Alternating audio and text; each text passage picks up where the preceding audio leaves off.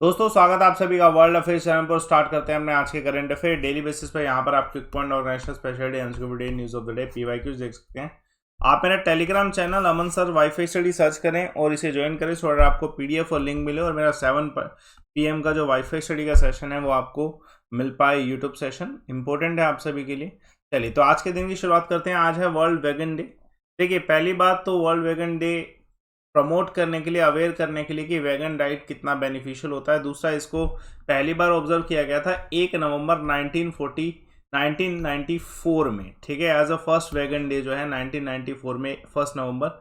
दूसरी इंपॉर्टेंट चीज ये है कि ये 1994 में इस दिन ऑब्जर्व किया गया था क्योंकि इस दिन 50th एनिवर्सरी थी यूके वेगन सोसाइटी की, तो इसलिए ऑब्जर्व किया गया था to commemorate the 50th anniversary of UK vegan society. चलिए लेट्स सी फर्स्ट क्वेश्चन। आज का क्वेश्चन क्या है? आरबीआई के गवर्नर जो हैं री इलेक्ट किए गए कौन? तो शक्तिकांत दास जी डेफिनेटली जो हैं उन्हीं को री इलेक्ट किया गया। जो आरबीआई के गवर्नर शक्तिकांत दास जी बने थे ये पोस्ट डिमोनेटाइजेशन बने थे डेफिनेटली। और दूसरी इंपॉर्टेंट चीज ये है कि इनका जो अब टेन्योर है 3 साल का टेन्योर है। अब ये क्वाइट पॉसिबल कि 10 दिसंबर 2024 तक यही जो है आरबीआई के गवर्नर रहेंगे। ये डिसीजन जो है कमेटी ऑफ कैबिनेट जो है उनके द्वारा लिया गया है। और अगर शक्तिकांत दास जी की बात करी जाए तो ये इंडिया के अल्टरनेटिव गवर्नर हैं। वर्ल्ड बैंक के, एशियन डेवलपमेंट बैंक के भी रह चुके हैं member, New Development Bank, Asian Infrastructure Investment Bank. और इन्होंने post graduation St Stephen College University of Delhi से करी थी। और ये इससे पहले, ठीक है, department of economic affair secretary भी रह चुके हैं। जिस समय डीमोनेटाइजेशन हुआ था उस समय यही पोस्ट थी इनकी।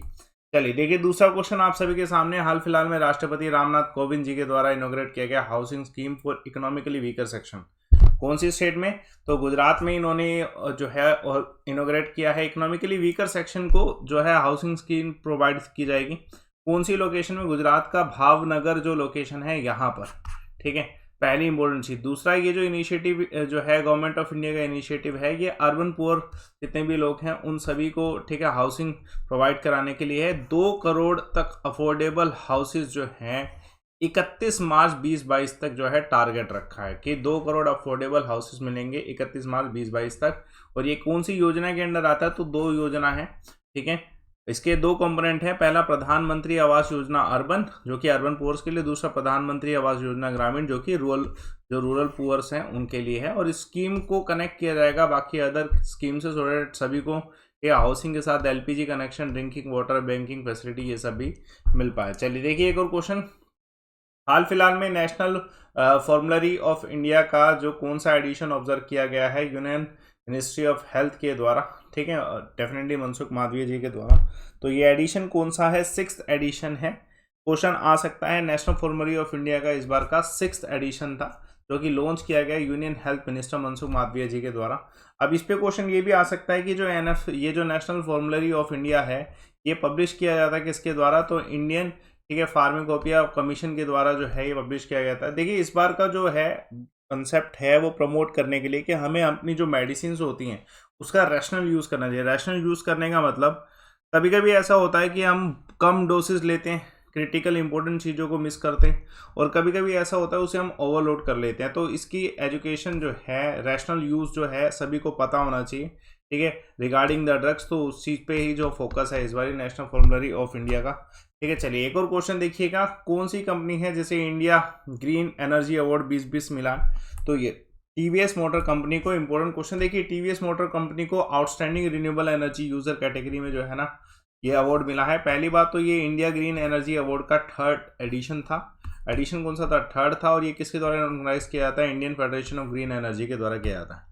देखिए टीवीएस मोटर्स के द्वारा बहुत एक्नॉलेजेबल जो सस्टेनेबल एफर्ट्स किए गए हैं, ठीक है, अल्टरनेटिव एनर्जी को यूज़ करने के लिए, जैसे रिन्यूएबल एनर्जी हो गया, इनको इन्होंने लॉन्ग टर्म में रिन्यूएबल एनर्जी को यूज़ किया है। एग्जाम्पल के तौर पे 2021 की बात करी जाए तो रिन्यूएबल एनर्जी कंट्रीब्यूशन 84% रहा था जब टीवीएस मोटर कंपनी जो अपना पावर कंजम्पशन किया उसमें 84% जो यूज़ है वो रिन्यूएबल एनर्जी का किया है। तो ये सिग्निफिकेंट, ठीक है, यूज़ है जो कि कार्बन फुटप्रिंट को ऑब्वियसली रिड्यूस करता है। इसी वजह से इन्हें जो है रिकॉग्नाइज किया गया है। और ये भी ध्यान रखिएगा इंडियन ग्रीन एनर्जी अवार्ड जो है ये एक तरीके से जो भी ग्रीन एनर्जी में फोकस कर रहा है उन सभी को मिलता है।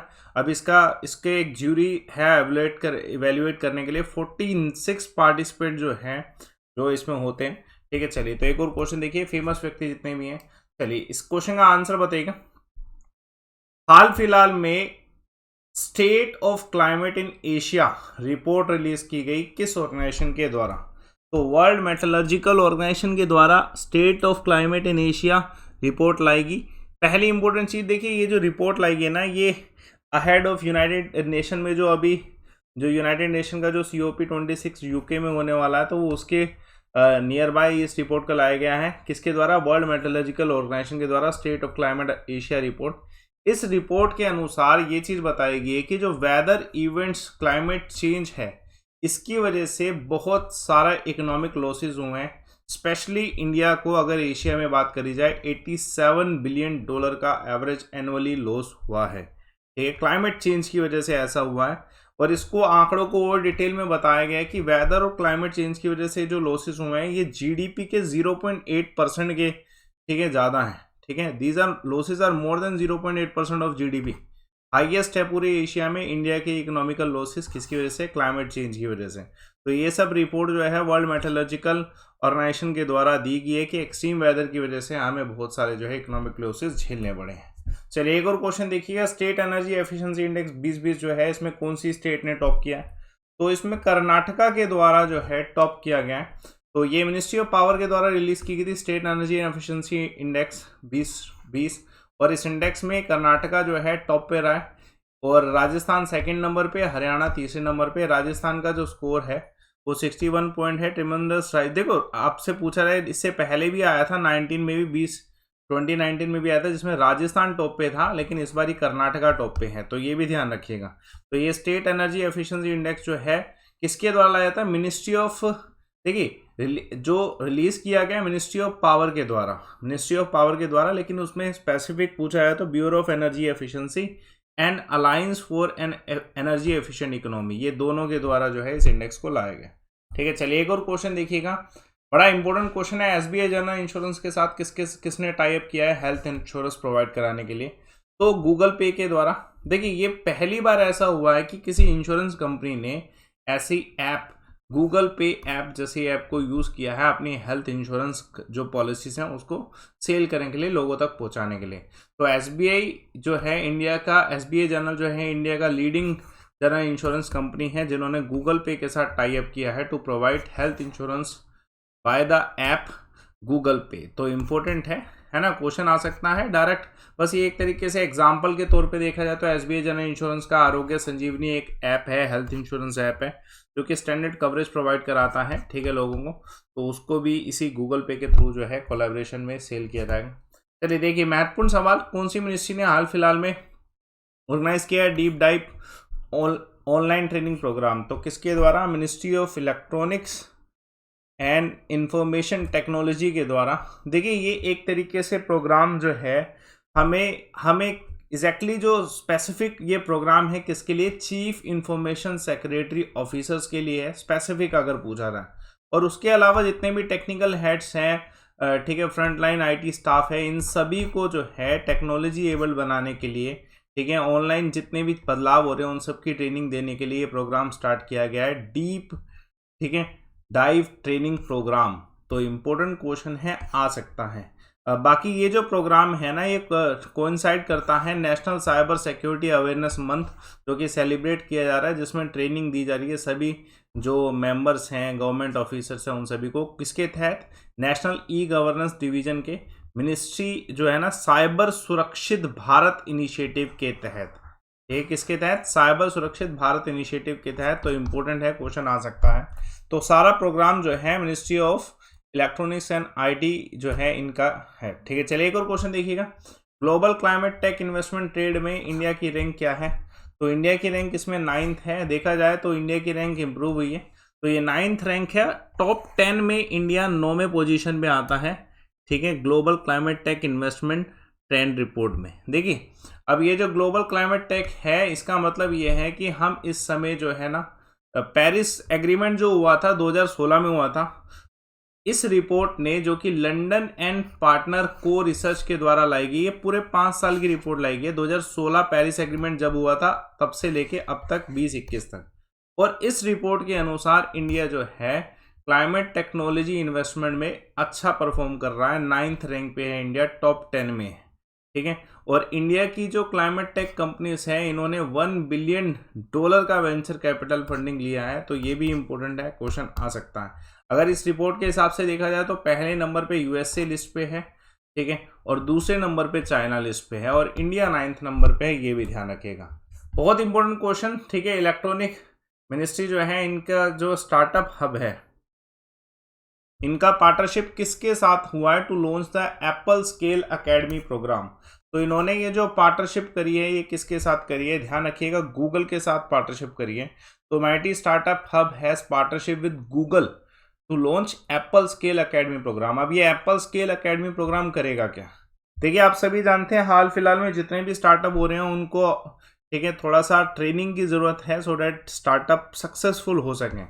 तो यही हमारी ministry of electronic and IT information technology का पर्पस है कि ये गूगल के साथ टाई अप करके इन्होंने ये जो Apple scale academy programme open किया है, इसमें ये इन्हें ट्रेनिंग प्रोवाइड करा पाएंगे कि जो हमारे स्टार्टअप हैं वो बूस्ट अप हो, उनको एक न्यू एकेडमिक प्रोग्राम दिया जाए, ठीक है। तो ये 6 मंथ का प्रोग्राम होने वाला है, 6 मंथ का कोर्स होने वाला है, जिसमें मिड स्केल स्टार्टअप जितने भी हैं उनको हेल्प की जाएगी कि वो ग्रो कर सकें। और इसमें 100 के आसपास स्टार्टअप है जिनको एक्सेस दिया जाएगा। हाई क्वालिटी ऐप है, ग्लोबल मार्केट का इसमें अंदाज़ा हो जाएगा। इसमें इनको ट्रेनिंग के रूप में क्वालिटी ग्लोबल कैसे जाया जाए, ग्रोथ कैसे की जाए, ऐप डिज़ाइन कैसे किया जाए, गूगल प्ले पॉलिसीज़ क्या हैं, बेस्ट प्रैक्टिसेस क्या हो सकती हैं, डाटा सेफ्टी संबंधित, इन सब के बारे में, ठीक है, बताया जाएगा। इसमें कुछ पर्सनलाइज मेंटरशिप भी दी जाएगी गूगल एक्सपर्ट्स के द्वारा, जो स्टार्टअप अच्छा कर रहे हैं, लाइक, ठीक है, बहुत सारे पॉपुलर डेवलपिंग कंपनी जो रॉयट गेम्स है, जेंगा है, इन सब के द्वारा जो है मेंटरशिप की जाएगी। इसमें 1-on-1 जो है मेंटरशिप भी की जाएगी। चलिए आज के किक पॉइंट देखते हैं। बहुत इंपॉर्टेंट किक पॉइंट है। पूरेस्ट कंट्री यूरोप में कौन सी है इस समय? तो बोस्निया और हेर्ज़ेगोविना है, पहली इंपॉर्टेंट चीज क्वेश्चन किक पॉइंट का। दूसरा, world first FIFA for school programme जो है कौन सी सीएम के द्वारा, कौन सी स्टेट के सीएम के द्वारा? तो उड़ीसा के द्वारा, ठीक है। इंडियन नेवी स्टेलथ फ्रिगेट जो त्रिशूल जो है ये रिसेंटली लॉन्च किया गया, कहाँ पर? रशिया। तो इम्पोर्टेंट है। देखिए, कल मैंने आपसे एक सवाल पूछा था, बहुत महत्वपूर्ण सवाल था, लॉर्ड कॉर्नवालिस किससे संबंधित है? तो सभी का आंसर सही आया है, ठीक है। परम गोगरी के द्वारा बहुत बेहतरीन answer with full explanation. Permanent revenue settlement of Bengal से संबंधित है, ठीक है, लॉर्ड कॉर्नवालिस। उसके अलावा बहुत सारी चीज़ों से संबंधित है, ठीक है, लॉर्ड कॉर्नवालिस। चलिए, तो आज का सवाल देखिए, 2017 का सवाल है ये CGL का। Soap bubble attain the spherical shape. आप हमेशा देखते हैं कोई भी सोप बबल है, इवन जो वाटर लिक्विड ड्रॉप्स होती हैं वो स्पेरिकल शेप की हो जाती है, किस कारण से? डिटेल फॉर्म में आंसर बताइए कमेंट बॉक्स पे, सभी का कंसेप्ट। चलिए, तो आप मेरा टेलीग्राम चैनल ज्वाइन कर सकते हैं, शाम को 7 बजे वाईफाई स्टडी पे पढ़िए और सुबह 9 बजे भी, ठीक है, अनअकैडमी पे फ्री क्लासेस हैं सारी। आप मेरा प्रोफाइल फॉलो कर सकते हैं। अनअकैडमी का करंट अफेयर भी हो रहा है, अब आपका प्रोफाइल फॉलो करिए, इसको भी यूटिलाइज करिए, ठीक है। और साथ के साथ दोस्तों, आपके कोर्सेज जो है ये आपके पास अभी शुरुआत में मौका है। आज मंथ का फर्स्ट डे है, तो अपॉर्चुनिटीज ज़्यादा होंगी, बेनिफिट ज़्यादा होंगे, सब्जेक्ट सारे मिल रहे हैं आपको, ठीक है। आपको अगर प्लस कोर्सेज में ज्वाइन करना है तो आप अनअकैडमी पे किसी भी कोर्स में ज्वाइन कर सकते हैं इस समय, ठीक है। आज 1 तारीख है, तो यूटिलाइज करिएगा, आज ज्वाइन करेंगे तो बेनिफिट ज़्यादा है।